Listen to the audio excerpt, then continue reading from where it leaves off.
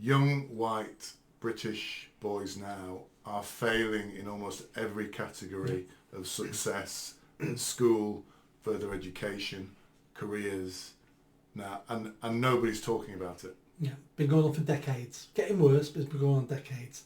You're more likely to commit suicide as a white man than you are a black man or an Asian man. So suicide is also more prevalent as well.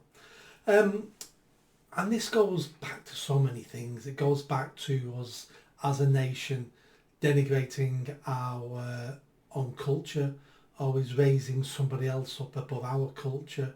No, we just celebrated Ramadan in the country. No one celebrated Easter. London had Ramadan lights everywhere. And it's this constant feeling of being attacked on all the time. So, you know, white working class lads do worse in school. So black lads do better than white working class lads. They do worse at university, less likely to go to university, more likely to get poor grades, more likely to be unemployed. You can just go through the list, and it's because there's several things. The first thing is there's nothing honourable anymore about being a white man anymore now. There's nothing special about it. You're not looked, if anything, it's not about being looked up to, it's the opposite. You're not given any respect. You're given no respect because you're a white man, you're the oppressor. What do you mean I'm the oppressor? I live in a failing council estate in the middle of nowhere. None of my family work, none of my granddad did work, my dad doesn't work, I've got no qualifications, I can't read, I can't write. And you're telling me as a black, university educated guy working in a bank who's got £500,000 a year, you're telling me I'm privileged because you think the police might stop you in a car more than me.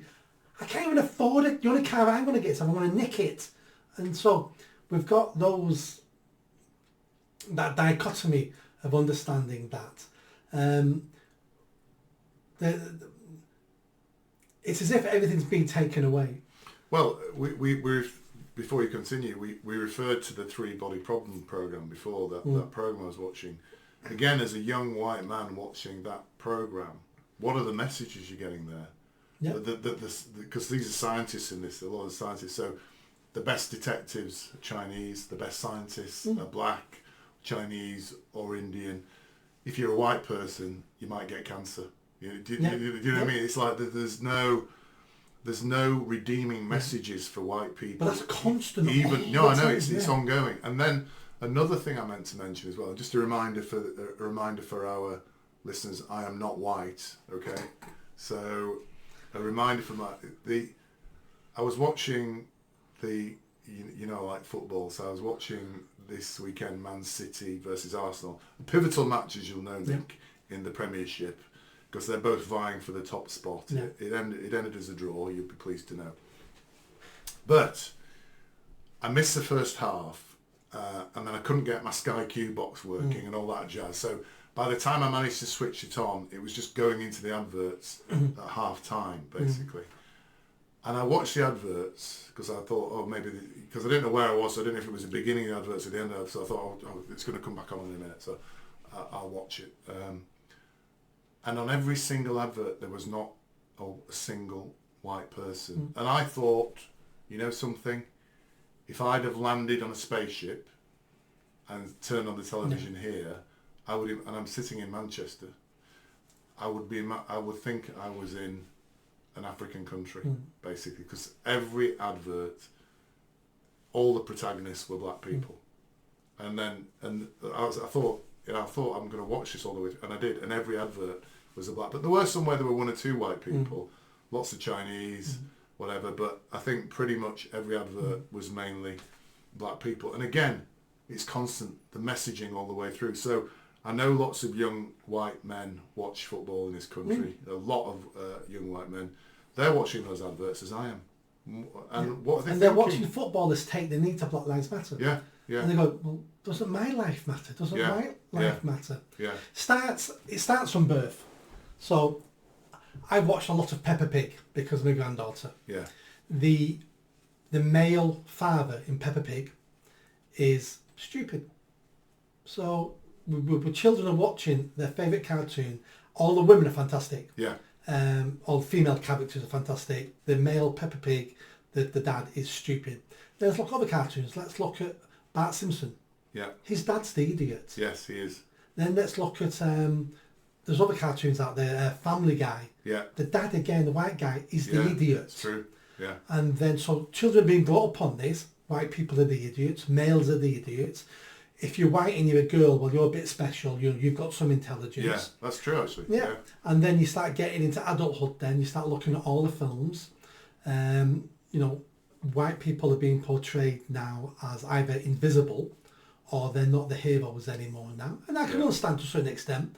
You know, I've watched many films where the black people are the heroes, and it's like, if it's a good actor like Denzel Washington, it makes no difference because they're great at what they do.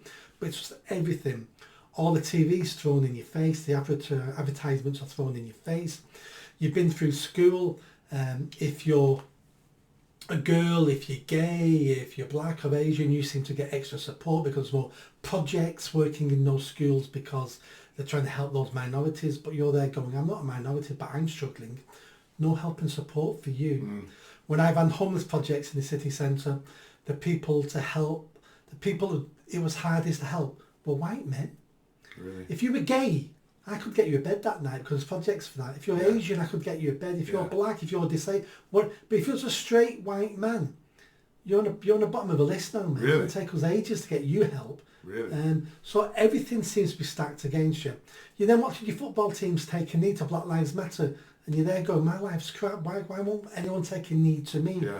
You're being told all the time, you're racist, you're homophobic, you're racist. You persecuted my family. You went around the world raping and pillaging and killing, and that's far from the truth. The British Empire was the most, benevolent. Yes, empire ever to exist. Of course things went wrong and we did some bad things, but we did some amazing things. We industrialised parts of the world. That's why many countries I've been to, such as Egypt and India and all that, they hark back to the British Empire because it was a lot better then. But you're getting this message all the time. And you wonder why suicide rates are up. You wonder why white working class men can't get jobs. There's no open support for them because they're not minorities. We don't help you. Suicide rates are just a good example of that. And there's nothing in this country now where you can take pride in. And if you've lost pride of who you are and where you live, life's awful. You can handle being poor. You can handle having a hard life because most of life throughout the history of the world has been hard and dangerous. But you can handle that if you've got some pride, if you know what you're doing it for, if you value family. But we've even broken up the white working class families. Correct. Put them on benefits, single mums. It's as if it's been a concerted effort to destroy white working class men. It's working. Yeah, because they're being told constantly they're shit, aren't they? They're being told you're shit, you're toxic, you're a toxic male, you need to be more like a woman. Yeah. I mean, I've just finished reading Errol Flynn's autobiography. Errol Flynn was, for our readers, a lot of people don't know who he is, but he was a very famous actor in the 1930s and 40s, born in Tasmania, Australia, mistakenly thought to be Irish when he arrived in Hollywood, very famous, and I can only describe if you read his autobiography, which is called My Wicked, Wicked Ways, he led a hell of a life. But the life, when I read it, I find it admirable because he led the life of a man. He led the life of a man, an adventurer. He was bold, he travelled, he did also, before he became an actor, he did all sorts of things and lived as a man. And he loved women, he had lots of affairs, was faithful to multiple wives or whatever. But when I read that, I find that, if I say to you now, I find that a really good story, he's a really interesting character, I am castigated by people for saying that because they say what a terrible man he was. You know, he was an adulterer. He was treating animals badly. He did this or whatever. But the traits and behaviours he exhibit are those what I regard male traits, the way men behave by their very nature. And I find that admirable now. As a young white man now, you tell those traits are not admirable, they're reprehensible, and one should not behave in those ways. But I don't agree with that. Yeah, and who did he look up to? Who did you look up to? The white working class men. Who are they looking up to? Sorry, who do they look up to? Who are they finding as a role model? Well, at the moment they have very few of them. I would say Jordan Peterson is one of them. Yeah. I would say the guy who lives in Czechoslovakia, Andrew Tate, is another one. But there's not many. No. They don't have many people to look up to. And those people you mentioned, as well as Tommy Robinson, are all being attacked themselves constantly. Yeah. Yeah. You're not allowed to look up to, even in fiction now, strong male role models, are you? And you know, I think, just going back to your point, we started talking about the grim future awaiting British boys. You made a very good point about Christianity, and you and I have talked about Christianity before. I keep telling you I am a Christian, even though I don't particularly believe in God.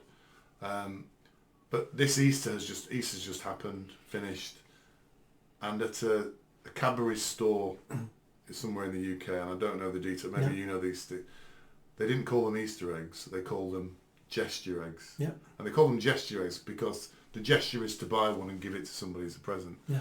But what it's basically saying, Easter doesn't exist anymore. Yeah. And in fact, they didn't show an Easter service on the BBC, I understand. They should not watch the BBC anymore. They didn't even bother showing an Easter service on the BBC. But we had to celebrate Ramadan all round the bloody country, including excessively in London, as I understand it. Asda was selling halal Easter eggs. Were they? Yeah. And can there be such a thing as a halal Easter egg? Yeah, but to do with the fat that goes in making the chocolate. Yeah. Okay. And one store, they took the crosses off the hot cross buns and put something else on, like the picture of a rabbit, because so again, this all comes back to Christianity, comes back to our culture. They're trying to erase who they are is a big discussion, but they're trying to erase our culture. So Easter now is problematic. So we don't have Easter eggs because it's a Christian thing. We're going to call them gesture eggs. And then maybe more people will buy them. The Hindus and the Jews and the Muslims will buy them as well because it's not a Christian thing. But that's not the point. It was a celebration of a religion. Same with hot cross buns. There's a history to why we have hot cross buns. I can't remember it now. But obviously we know what the cross is for. But we take the cross off now. So now they're just buns we're going to sell at Easter. It's just another way of destroying our culture, our history, our traditions, and making us beige so other people can imprint their cultures on us easier. And it needs to stop. It needs to stop, because if we're trying to be nice to immigrants and other people with different cultures, because they come here, we want to be polite because we're polite people, that's fair enough. But we need to understand they came here for a reason. They left their place for a reason because it wasn't good enough. Yeah. So if we're going to change our country to be more like their country, well, that doesn't work, because they didn't want their country because it wasn't good enough. Yeah. There's a reason why we're an amazing place to live, but we're destroying it. It is being destroyed. Sometimes I think this is all a psyops operation from somewhere like China. China played a long game. I think all this is being funded probably by our enemies to weaken the West, weaken the UK, and ready for a world war. Because if you're a white working class man at the moment and World War III... You've got nothing to fight for. Why would you risk your life? Why would you fight for your country? Yeah. Your country hates you. No, people hate you. I think that's a really interesting point, because I asked my sons this. I said, would you fight for you? Because I said I would. Yeah. I will always fight. You know, if I'm getting a bit old now, but I still have a go. If I was asked to fight for England against a foreign threat, I would. I would. But when I asked my sons, 3 sons I've got, 2 of them said no, they wouldn't. Yeah. And I was quite shocked. Because they've been brought up in culturally with me, but I think part of the reason you're right is they're not seeing a community, they're not seeing something that they belong to in this country anymore. So they're saying, why should I have loyalty to this country? It doesn't have loyalty. And white working class guys are the same. Why should I have loyalty to this country? It has no loyalty to me. It doesn't care about me. It doesn't protect me. And that's again why Trump appeals to so many people in America, because he's saying, I want to look after you guys, and America is great. Yeah. And the people in America are great, and I'm going to protect you and look after you. And it's a very compelling message. Again, I go back to the point, Why isn't that message being pushed hard by somebody in this country? I don't get it. That's very interesting what you said about the psyops thing. I never thought about that, but you may be right there. Despite the fact you don't believe Princess of Wales is a lizard, you do believe there's a psyops. So your conspiracy theories, you do have conspiracy theories, but they're only in certain areas, Well, clearly. you don't call something that there's evidence for conspiracy theory. So there's evidence of the pro-Palestine marches all being funded by Iran. And we know that to be true. Is there actually evidence for that? Yeah, there's evidence for that. There's Iranian spies on the marches. We know China has infiltrated all our organisations. We've had Chinese spies working for MPs. We know there's a war coming with China. Russia's not a problem. Russia can't even beat the Ukraine. No, Russia's not got much. It's a tiny country now, Russia. Yeah. So Russia's not a threat. If we treated Russia better over the last 30 years, Russia would be on our side now. Yeah. And wouldn't be a threat. Well, they were in both the world wars, of course. Yes. Yeah. But the Cold War sort of ruined that. Yeah. But the UK's been fighting Russia for hundreds of years. But if we treated Russia better, they'd be on our side because they don't like China either. But China is the world threat for us, and they're slowly destroying us, weakening us, ready for their takeover for the world of China, because that's going to be the next big power. It's not all going to be plain sailing for China, because lots of things are going wrong in their country. Their country is bigger than Europe. We've seen Europe have lots of fights in different areas. There's areas in China hate each other, used to have wars, and the more money they get, the more they're going to want freedom. So it's not going to be easy sailing for China, but they're destroying the West. Our young people now won't even fight for the country. That's a great start. But I think the Russians will fight for their country. It's interesting what you're saying about China being, lots of sort of internecine warfare or whatever. Germany was the same before the First World War. It was a group of disparate, and it came together to be Germany, and then Germany went on to then start 2 world wars. Yeah. So it might be interesting to see that China's going the same way. But I think at the moment, I know Xi Jinping is under pressure because the economy's not doing well in China. Yeah. So that may be something that might help him regain popularity. I don't know. It's an interesting point. If you like that video, don't forget to subscribe to the channel, hit that notification bell and comment. And if you like what I'm saying about running for Mayor of Greater Manchester, then stick around. Tell your family, tell your friends. The only way I'm going to have a chance of winning is a grassroots movement. So be part of that movement and hit that bell. Thanks.